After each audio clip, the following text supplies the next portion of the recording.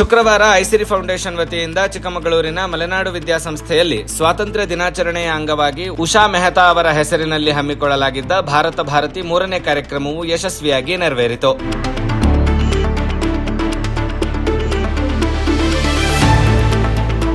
ಈ ಕಾರ್ಯಕ್ರಮದಲ್ಲಿ ವಿದ್ಯಾರ್ಥಿಗಳಿಗೆ ನನ್ನ ಕನಸಿನ ಭಾರತ ಎಂಬ ವಿಷಯದಲ್ಲಿ ಚಿತ್ರಕಲಾ ಸ್ಪರ್ಧೆ ಹಾಗೂ ದೇಶದ ಅಭಿವೃದ್ಧಿಯಲ್ಲಿ ವಿದ್ಯಾರ್ಥಿಗಳ ಹಾಗೂ ಯುವಜನತೆಯ ಪಾತ್ರ ಎಂಬ ವಿಷಯದಲ್ಲಿ ಭಾಷಣ ಸ್ಪರ್ಧೆಯನ್ನ ಏರ್ಪಡಿಸಲಾಗಿತ್ತು. ಈ ಸ್ಪರ್ಧೆಯಲ್ಲಿ ವಿಜೇತರಾದವರಿಗೆ ಪ್ರಶಸ್ತಿಗಳನ್ನ ಹಾಗೂ ಭಾಗವಹಿಸಿದವರಿಗೆ ಅಭಿನಂದನಾ ಪತ್ರಗಳನ್ನ ನೀಡಲಾಯಿತು.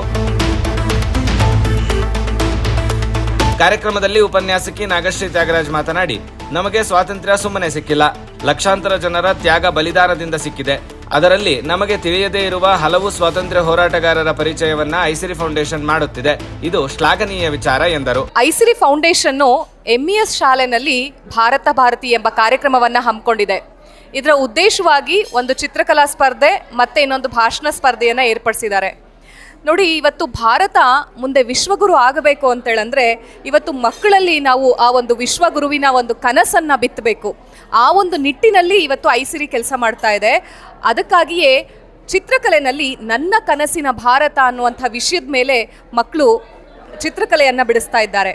ಅದರೊಟ್ಟಿಗೆ ಭಾಷಣದಲ್ಲಿ ನೀವು ಕೇಳಲೇಬೇಕು, the role of youths in Indian foundation ಅಂತೇಳಿ. ಅಂದರೆ ಮುಂದೆ ಭಾರತ ಏನಾಗಬೇಕು ಅಂತೇಳಿ ಅಂತಂದರೆ ಯುವ ಜನತೆ ಹೇಗೆ ಕಾರ್ಯನಿರ್ವಹಿಸುತ್ತೋ ಮುಂದೆ ಭಾರತ ಹಾಗೆ ಒಂದು ಸುಸ್ಥಿರ ದೇಶವಾಗುತ್ತೆ. ಅಂಥ ಸುಸ್ಥಿರ ದೇಶಕ್ಕೆ ಯುವ ಜನತೆಯೇ ಮುಖ್ಯ. ಆ ಯುವ ಜನತೆಯಲ್ಲಿ ನಾವು ಕನಸನ್ನು ಬಿತ್ತಿದಾಗ ಮಾತ್ರ ಮುಂದೆ ಭಾರತ ಇದೇ ಸ್ಥಾನದಲ್ಲಿ ಇನ್ನೂ ಎತ್ತರದ ಸ್ಥಾನಕ್ಕೆ ಹೋಗಲಿಕ್ಕೆ ಸಾಧ್ಯ. ಅಂಥ ಒಂದು ನಿಟ್ಟಿನಲ್ಲಿ ಐಸಿರಿ ಫೌಂಡೇಶನ್ ನಿಜಕ್ಕೂ ಒಂದು ಒಳ್ಳೆಯ ಕಾರ್ಯವನ್ನೇ ಮಾಡ್ತಾ ಇದೆ. ಎಲ್ಲರೂ ಈ ಒಂದು ಕಾರ್ಯಕ್ಕೆ ಬೆಂಬಲವನ್ನು ಸೂಚಿಸಿದ್ರೆ ನಿಜಕ್ಕೂ ನಾವೆಲ್ಲರೂ ಒಂದು ಸಾಮಾಜಿಕ ಜವಾಬ್ದಾರಿಯನ್ನ ಅರಿತಂತೆ.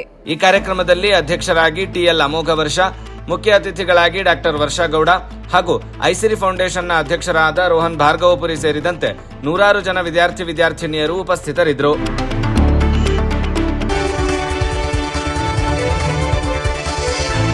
ಐಸಿರಿ ಟುಡೇ, ವಾಯ್ಸ್ ಆಫ್ ಡೆಮೋಕ್ರಸಿ.